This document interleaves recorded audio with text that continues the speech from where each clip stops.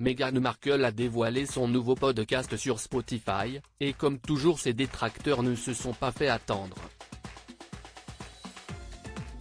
Alors qu'ils ont d'abord reproché à la duchesse de Sussex une apparition surprise, faussement naturelle, la femme du prince Harry arborait les cheveux au naturel, sans make-up et avec Archie sur le genou en pleine réunion Zoom. Désormais, on lui reproche d'avoir inventé une terrible histoire. Recevant sa très grande amie Serena Williams, pour le premier épisode d'Archetype, elle a évoqué un moment terrifiant durant lequel la chambre de son fils Archie a pris feu. Menteuse, Meghan ?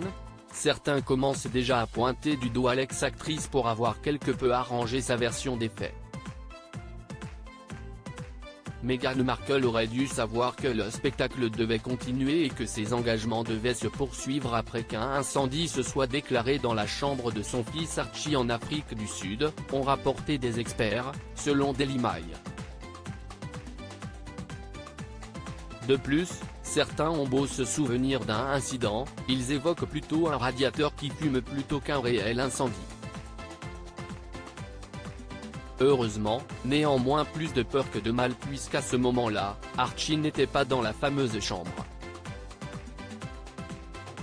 L'agenda du couple Sussex aurait été modifiée, en cas d'incendie mais ce qui a tendance à agacer les experts, si est que Meghan Markle s'est plainte d'avoir dû continuer à assurer ses engagements lors de ce séjour officiel en Afrique du Sud avec son époux le prince Harry. Si est désagréable à entendre, mais en tant qu'actrice, ne sait-elle pas que le spectacle doit continuer ? S'est interrogée Angela Levin.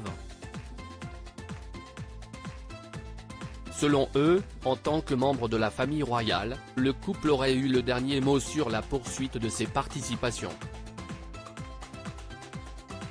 Si une annonce avait été faite au sujet d'un réel incendie qui aurait affecté de près ou de loin Archie, le calendrier du couple Sussex aurait selon eux tout de suite été modifié. Une nouvelle histoire qui a eu le don de faire sortir de leur gonds les innombrables détracteurs de la belle-sœur de Kate Middleton.